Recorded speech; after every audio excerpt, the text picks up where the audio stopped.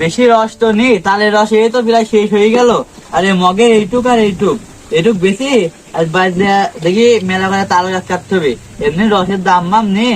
দেখি কোনো কাস্টমার আছে নাকি। মাঠে কাজ করতে যে গরম, তালের রস খায়, ঠান্ডা রস না খেলা ভাই।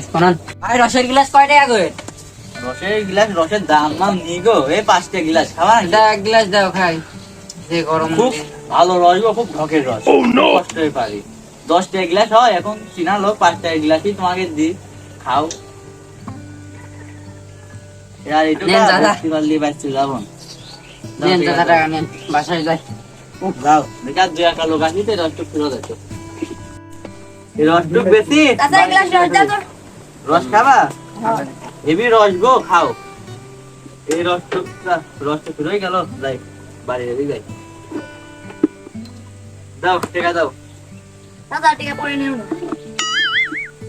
আল্লাহ এমনি বেচা রসের দাম নেই, আবার সবাই আমার বাকি নিয়ে যায়, তাহলে কি হবেন নাকি? ব্যবসায় তো আর হবে না। দেখি চেয়ারম্যানের কাজ আছে, রসের দাম বাড়ায় চলো। চেয়ারম্যানের বাড়িতে চলে আসলাম।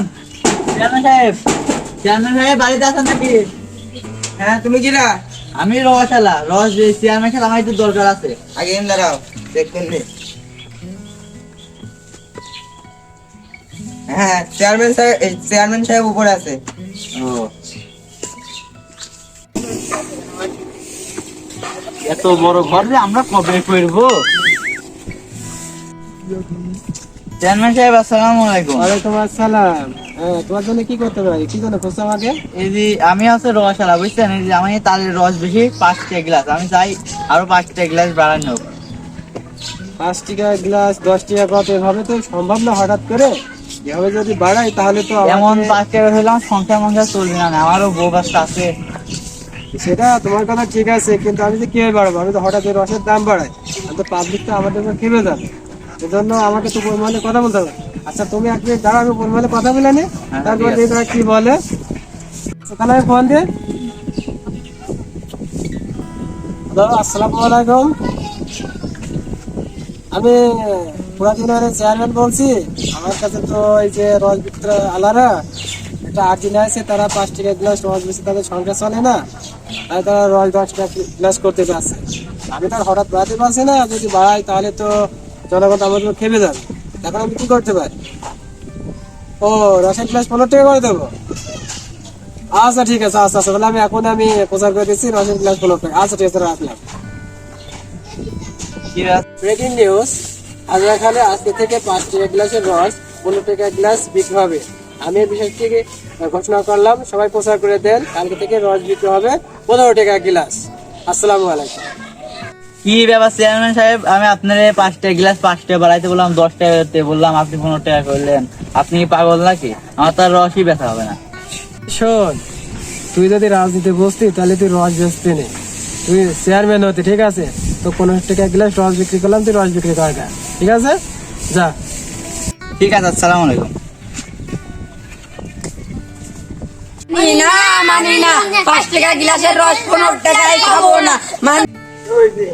চেয়ারম্যান সাহেব আসসালামু আলাইকুম। ওয়ালাইকুম আসসালাম। আবার কি হলো?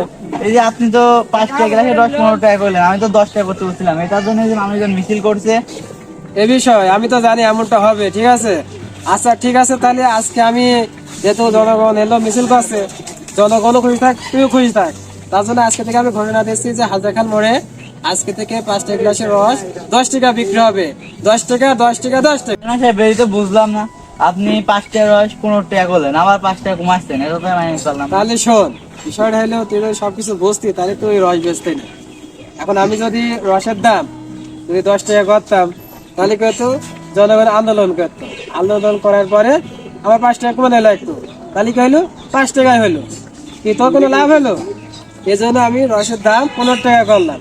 দর্শকে এই হলো জনগণ যে আন্দোলন করছে, আন্দোলন করার পরে এই 5 টাকা কমাই দিলাম। রসের দাম কয় টাকা হলো? 10 টাকা। এখন দেখ 10 টাকা বাড়ালাম, জনগণ ভাবছে কি যে আমি দ্রব্যমূল্যের দাম কমালাম, এদিকে তোর কি হলো? 5 টাকা লাভ থাকলো, তুইও খুশি, জনগণও খুশি, আমিও খুশি। বিষয়টা বুঝতে পারিস? এলো রাজনীতি, যদি রাজনীতি বুঝতে তাহলে তুই রস বেচতে নেই।